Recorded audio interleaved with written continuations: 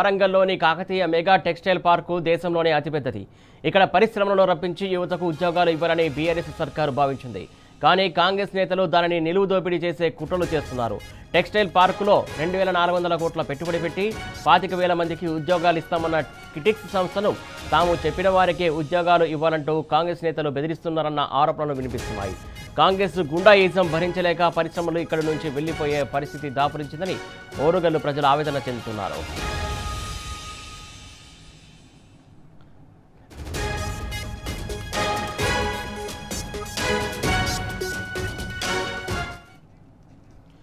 తెలంగాణ షానుగా ఉన్న అజాంజాహి మిల్లు సమైక్య పాలనలో మూతపడడంతో వరంగల్ జిల్లాలోని పద్మశాలిల బతుకు తెరువు కోసం అల్లాడిపోయారు. వరంగల్ నుంచి భీవండి, సూరత్, షోలాపూర్కు వలసపోయారు.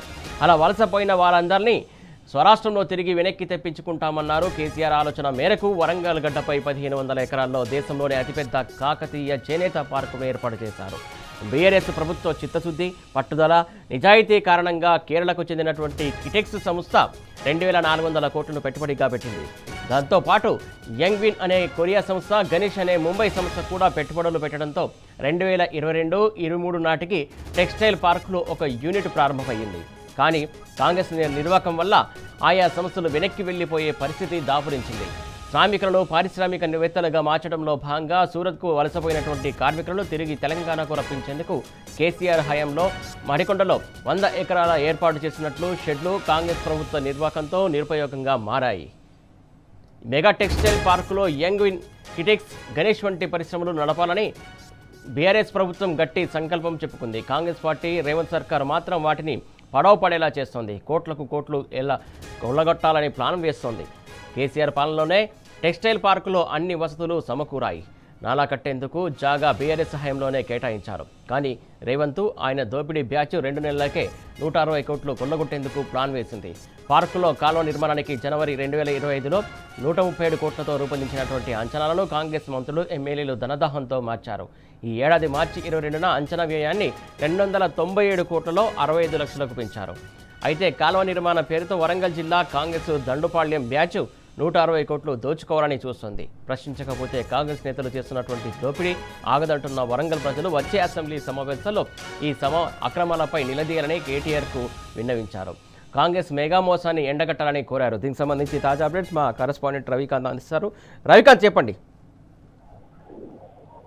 పూర్తిగా వరంగల్ అంటే గుర్తొచ్చేటువంటి పేర్లలో ఆజాంజాహి మిల్లు ఒకటి ఉండేది. ఆజాంజాహి మిల్లు పూర్తిగా కాంగ్రెస్ ప్రభుత్వ హయాంలో అది పూర్తిగా మూసివేయబడింది, మూతబడింది. ఇక్కడ ఉన్నటువంటి ఉద్యోగ ఉపాధి అవకాశాలు కూడా లేకుండా పోయిన సందర్భం మనం చూసాము. అయితే ఇలాంటి సందర్భంలోనే వరంగల్ కావచ్చు, ఇక్కడ ఉన్నటువంటి వేలాది లక్షలాది మంది యువతకు వాళ్ళందరికీ ఉపాధి అవకాశాలు కల్పించాలని ఒక దృఢమైన సంకల్పంతో బీఆర్ఎస్ సర్కారులో కేసీఆర్ సంకల్పము, కేసీఆర్ కృషితో వరంగల్లో కాకతీయుల పేరుతోనే textile park, mega textile park, దేశంలోనే అతిపెద్ద టెక్స్టైల్ పార్క్ ను తీసుకొచ్చిన సందర్భం. దానికోసం ఇక్కడ భూమిని అంటే అక్కడ ఉన్నటువంటి రైతులను మెప్పించి అక్కడ స్థలాన్ని సేకరించి ఒక మెగా టెక్స్టైల్ పార్క్ తీసుకొచ్చి దాంట్లో పరిశ్రమలు కూడా నెలకొల్పే విధంగా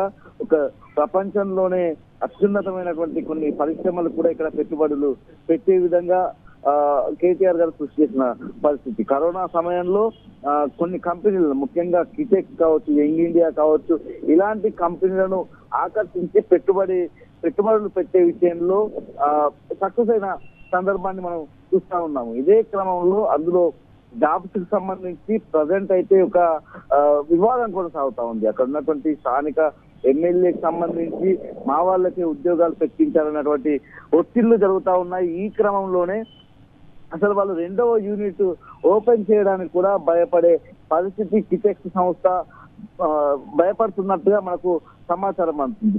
ప్రస్తుతానికి చాలా నియోజకవర్గాలు అంటే ఉమ్మడి వరంగల్ జిల్లాకు సంబంధించి ఇటు వర్ధనపేట కావచ్చు, పరకాల నియోజకవర్గంలోనే ఈ టెక్స్టైల్ పార్క్ ఉంది కాబట్టి పరకాల నియోజకవర్గమే కావచ్చు, పాలకుర్తి నియోజకవర్గం కావచ్చు, ఇటు నర్సంపేట నియోజకవర్గం కావచ్చు, దగ్గరలో ఉన్నటువంటి నియోజకవర్గాలతో పాటు ఇక్కడ ఉన్నటువంటి ఈ పరిశ్రమలో తమకు ఉద్యోగ ఉపాధి అవకాశాలు చేజిక్కించుకోవాలి, అందులో మేము అవకాశం దక్కించుకోవాలన్నటువంటి తాపత్రయంతో చాలా మంది మహిళలు కుట్టు మిషన్లు కూడా నేర్చుకున్న పరిస్థితి. ఆ కుట్టు మిషన్లను నేర్పించడంతో పాటు కుట్టు మిషన్లు ఇచ్చిన సందర్భం కూడా బీఆర్ఎస్ సంబంధించినటువంటి మాజీ ఎమ్మెల్యేలు, ప్రస్తుతం ఉన్నటువంటి ఎమ్మెల్సీ పోచపల్లి శ్రీనివాస్ రెడ్డి కూడా కృషి చేశారు. మాజీ మంత్రి ఎర్రబెల్లి దయాకర్రావు కూడా ఆ విధమైనటువంటి కృషి చేసిన పరిస్థితి.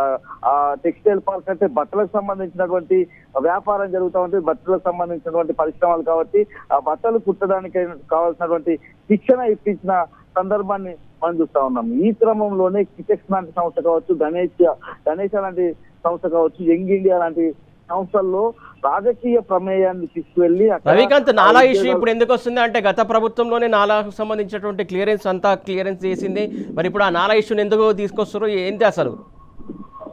పూర్తిగా ఈ టెక్స్టైల్ మెగా టెక్స్టైల్ పార్క్ సంబంధించి, కాకతీయ మెగా టెక్స్టైల్ పార్క్ సంబంధించి ఉద్యోగాలది ఆ విధంగా ఒక రకమైనటువంటి రాజకీయ ఇబ్బంది పెట్టే ప్రయత్నాలు ఆ కంపెనీలను చేస్తా ఉంటే, మరోవైపు కాకతీయ మెగా టెక్స్టైల్ పార్క్ ని సివిల్ కాంట్రాక్ట్లకు అడ్డాగా మార్చుకున్నారు. అక్కడ ఒక నాలా తీయాలని చెప్పి గతంలోనే ఉన్నటువంటి ప్రతిపాదనలు ఉన్నాయి. దాన్ని మరింత ఏదైతే దాన్ని వ్యయాన్ని పెంచే విధంగా 137 కోట్లతో జనవరి నెలలో దానికి సంబంధించినటువంటి కాంట్రాక్ట్ కావచ్చు, టెండర్లు కావచ్చు జరిగినటువంటి పరిస్థితి. అక్కడ చట్టం మట్టి తీయలేదు, ఒక జేసీబీ వచ్చింది లేదు, అక్కడ అసలు పనులు మొదలు పెట్టలేదు. ఆ పనులు మొదలు పెట్టకుండానే మళ్ళీ మార్చి నెలకు వచ్చేటప్పటికి ఆ కాలువకు సంబంధించినటువంటి ఆ నిర్మాణ వ్యయాన్ని ఏకంగా 160 కోట్లకు పెంచారు. అంటే 137 కోట్లతో నిర్మించాల్సినటువంటి ఆ నాల, ఆ కాలువ నిర్మాణాన్ని పూర్తిగా 297 కోట్లకు తీసుకువెళ్లిన పరిస్థితి. ప్రతి చోట కూడా అంటే ఈ కాకతీయ మెగా టెక్స్టైల్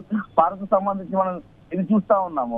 ముఖ్యంగా అక్కడ ఉన్నటువంటి కాకతీయ మెగా టెక్స్టైల్ పార్క్ ను ఒక సివిల్ కాంట్రాక్ట్లకు ఒక అడ్డాగా మార్చుకొని ఆ 160 కోట్లు 170 కోట్లని వాళ్ళ కొల్లగొట్టే ప్రయత్నం మనకు స్పష్టంగా కనిపిస్తా ఉంది. ఇదంతా కూడా నిన్న కేటీఆర్ గారు చెప్పడంతో ఇదంతా కూడా ఒక రాజకీయ దుమారం అయితే మనకు స్పష్టంగా కనిపిస్తా ఉంది. పూర్తి స్థాయిలో వరంగల్లో ఒక చర్చ అయితే కొనసాగుతా ఉంది. అంటే 160 కోట్లకు సంబంధించినటువంటి ఈ ఏదైతే కాంట్రాక్ట్లకు సంబంధించినటువంటి సివిల్ కాంట్రాక్ట్ల మీద, టెండర్ల మీద దృష్టి సారించాలి తప్ప అక్కడ ఉన్నటువంటి కంపెనీలు గణేష ఎకో కావచ్చు, కిటెక్స్ కావచ్చు, యంగ్ ఇండియా అనే కంపెనీకి సంబంధించి ఇట్లాంటి కంపెనీల్లో ఉద్యోగ ఉపాధి అవకాశాలు ఏ విధంగా ఈ ప్రాంతానికి సంబంధించిన యువతకు అందించవచ్చు. అంటే ఆ రోజుల్లో ఆజాంజాహి మిల్లును బేస్ చేసుకొని ఇక్కడ ఉన్నటువంటి చేనేత కళాకారులు, కార్మికులు, పద్మశాలులు ఇక్కడ జీవనోపాధి పొందే పరిస్థితుల్లో ఇక్కడ నుంచి ముంబై, దుబాయ్, అదేవిధంగా సూరత్ లాంటి, భివండి లాంటి